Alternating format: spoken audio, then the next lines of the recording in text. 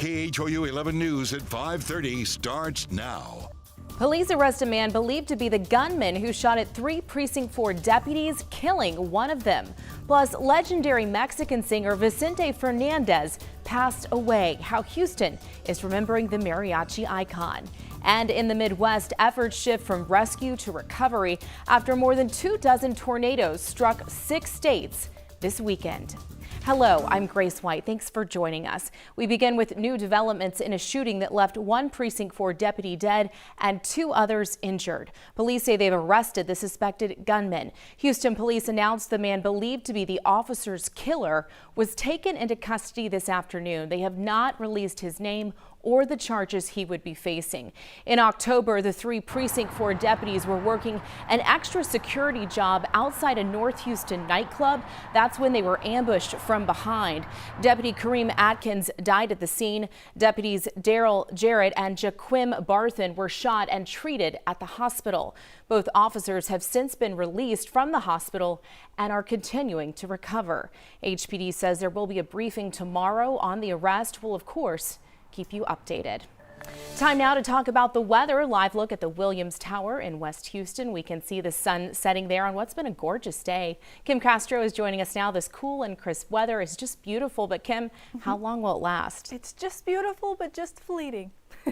Yeah, we're going to already start to warm up by tomorrow. In fact, by Tuesday, those temperatures push up into the 80-degree marker yet again, and we could see some new records again. So it's just been an unseasonably warm start to December, and that trend is going to continue for a little while longer. I will say the next front, if you're looking for another cool down, is scheduled right now to arrive this coming weekend. 9 days away from winter, we are 13 days away from Christmas, and at least today we got that nice winter feel. Temperatures right now hovering in the upper 50s, low 60s. We're scraping a flat 60 degrees in Huntsville and Hobby and Tomball. Sugar Land, you're sitting at 61 degrees right now. Wharton 58. Now a lot of spots broke into the mid 30s this morning, getting close to the freezing mark, so you certainly needed a nice big jacket out the door, but now we saw plenty of sunshine and we warmed up really nicely. High pressure was in control for today, and that kept our skies nice and clear. Wind was calm. It was an incredibly pleasant day, but now high pressure is going to start to move out. You know what that means. We're going to start to see some more of that warm Gulf moisture return. And so the feeling that we're experiencing today with the dry, cold, crisp air, it's quickly going away. Clear conditions are going to start to be replaced by some cloud cover. So here's Futurecast showing us early Monday morning at 2:30. We're starting to see some of that cloud cover build. Now this will make for a more comfortable Monday morning. Those temperatures won't dip down nearly as low as they did for today. Again, we bottomed out in the upper 40s, low 30s, and area wide will just be in the 50s for tomorrow morning for most spots. Now Livingston, Huntsville, College Station looking to break into the upper 40s still, but very pleasant. Now, Futurecast is also picking up on a couple of light spotty shower possible for tomorrow. Now, I will say I don't think our column of air is going to saturate enough for that, but don't be caught off guard if you feel a little sprinkle for your Monday and really into your Tuesday too. Temperatures are going to stay nice and mild. In terms of the muggy feeling, it's not going to be too bad. So for tomorrow, still staying dry, which is why I don't think we're going to see much in the way of scattered showers. Now that does start to increase as we get into the middle of the week. We're going to hold on to about a 20% potential to see a light spotty shower by Friday into Saturday. That's when we welcome that next front.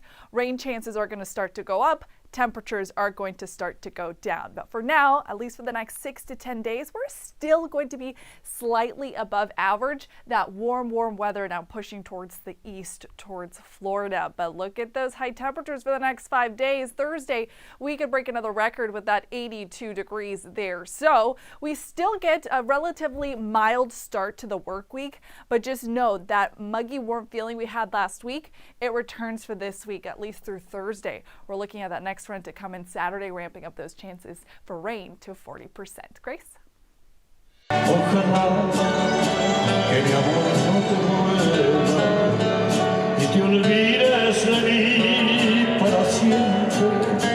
Our top story, legendary Mexican singer Vicente Fernandez has died. The iconic singer, known as the King of Ranchera, passing away at the age of 81. He had been hospitalized for several months from a bad fall. Brittany Ford shows us how his legacy is being remembered here in Houston. As the Hispanic community gather and sing to the Virgin de Guadalupe, they're mourning the loss of one of the greatest Hispanic singers of all time. Icon for the Mexican culture. He's going to be missed a lot. Vicente, Fernandez. The news posted on the singer's Instagram page Sunday morning saying it was an honor and great pride sharing with all of you a great music career. Fernandez, the king of rancheras, known for his one-of-a-kind voice.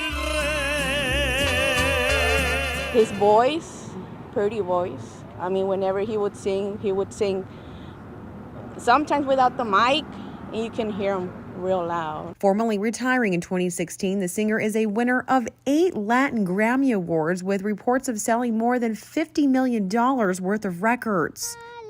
His passing falling on the feast of Our Lady of Guadalupe for those of the Catholic faith. His legacy, remembered. It's sad, but I mean, in a way, it's kind of a good way to remember him, the day of Dia de la Virgen. Brittany Ford, KHOU 11 News.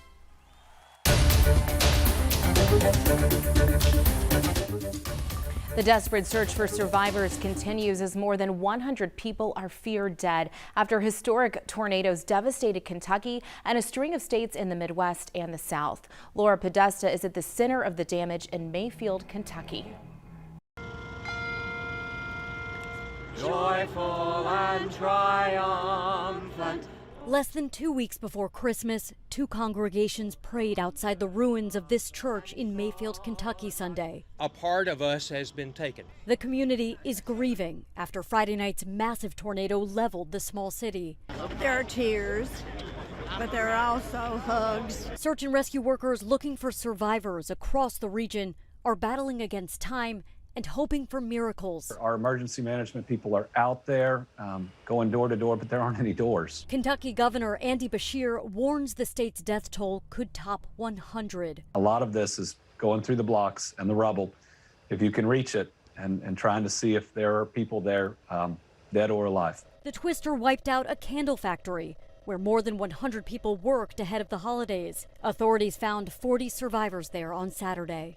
It is insane what Mother Nature did in just a span of minutes. 11 shelters and state parks will give refuge to people whose homes were leveled or damaged. My back door blowed in my face, the glass. 66-year-old Mayfield resident Janet Kemp's home was hit, but it's still standing. And we got down over our dogs, and we were both praying. More than a dozen people died in 5 other states, including at least 6 in Illinois, where an Amazon warehouse in Edwardsville was ripped apart. Laura Podesta, CBS News, Mayfield, Kentucky.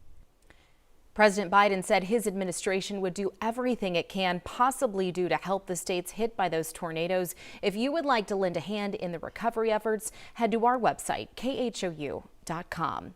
Houston rapper Megan Thee Stallion had quite the weekend here in town. Yesterday, she graduated from TSU, and today she was awarded the Texas Hero Award. Congresswoman Sheila Jackson Lee presented the award to the Houston native this afternoon, crediting the rapper for her donations of gloves and masks to the community and to the Harris County Jail. Megan dedicated the award to her grandma, saying it's her responsibility to take care of the city that took care of her.